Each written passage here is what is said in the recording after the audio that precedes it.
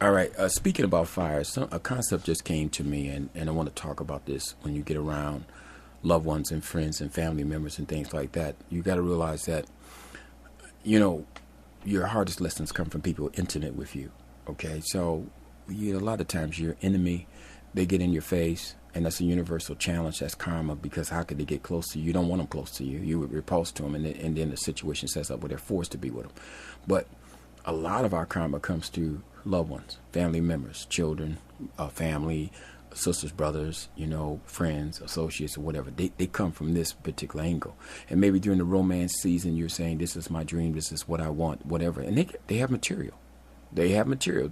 So a lot of times the anger, which is the fire, think about this as the fire. When a person is in fire, they will take structures, of trust. Now, these are the trees. Think about this. This is the trees.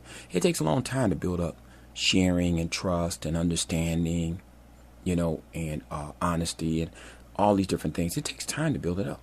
But in moments of hate, a person can get to hate and revenge, and they can say the most ugliest, cruelest things and burn out a relationship. Now, if you're a lover and somebody burns out a relationship, they don't drop back to friend. They don't drop back to associate. They don't drop back to numbness or neutrality. They move into an area of enemy, because you cannot allow them the ability to be that intimate and say these destructive things without challenge. Okay? So what you have to do is you have to shut down the structure of the intimacy. See? And a lot of times they'll come back to you later and say, I'm sorry. Well, and most of the time they don't come back and say they're sorry. Most of the time what they do is they come back and they say, well, here's some things I know you like to do, and you want to do it? Act like nothing happened. Because they are familiar with you. So they say, do you want to just do this? Or I just brought you this food, or I did this, I knew you liked this. In other words, I just had a fit. Probably won't happen again. I don't know why it happened. I'm not going to speak to it. But I just had a fit. And deep down inside, what you're saying is that person's word is not their bond. In other words, I teach the opposite. I teach the fact that there are going to come times when you're not going to be prepared and you're going to explode. That's totally out of control. You explode. You just absolutely act out your passions in open society with no knowledge whatsoever. You're blind as to what the consequences are.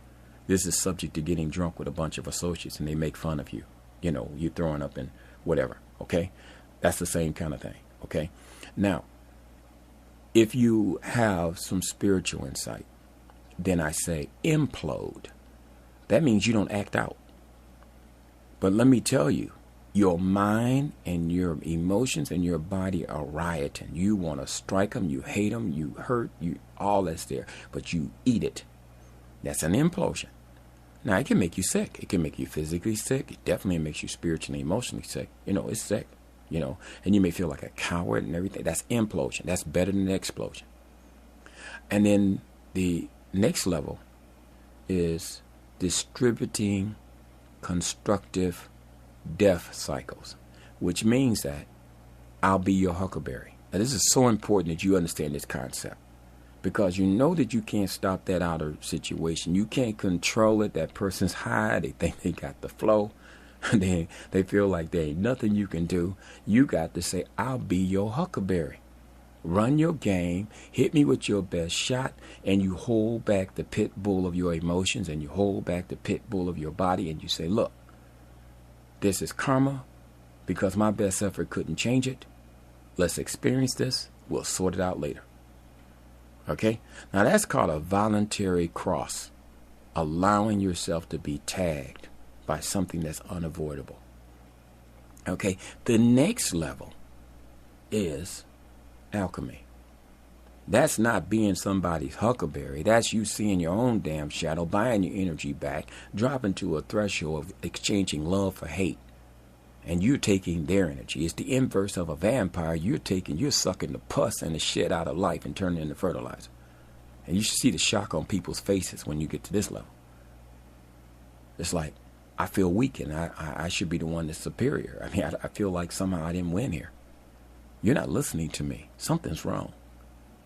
Okay? These are different levels of activity, of expression. Okay? And so you move with this and you begin to understand it. But as I said, you know that everything in the universe is one. In a drop of water is the whole potentiality of the universe. In a planet is the whole potentiality. In a being as transit and as interrelated as it is with every damn thing else is the whole damn universe. So, you must face your shadow. And sometimes you got to bring light to the darkness in you, and you have to see that the light that you used to have now is darkness because it's inappropriate. It doesn't integrate. It's not functional. You're not dealing with addition now, buddy. You're dealing with multiplication, algebra, calculus. There are different rules. There are different realities, different perspectives. So you don't get content with saying, this is the way I always had it. This is the way I like it. And this is the way I'm going to do it. So that should give you some reflection right there. Now I'm going to tell you that if you go through this whole process of reflection and you look at this whole thing, what you can end up saying is, really, I don't want to be a slave to what I don't control. In other words, there's nothing wrong with you saying to yourself, I'm out of control. Okay? But it's nothing wrong, if there's a lot of frontier to say I'm going to be a discoverer. Okay? But there is something wrong with saying there's no loans out here, the family ain't got no money, but I want a PhD. Okay?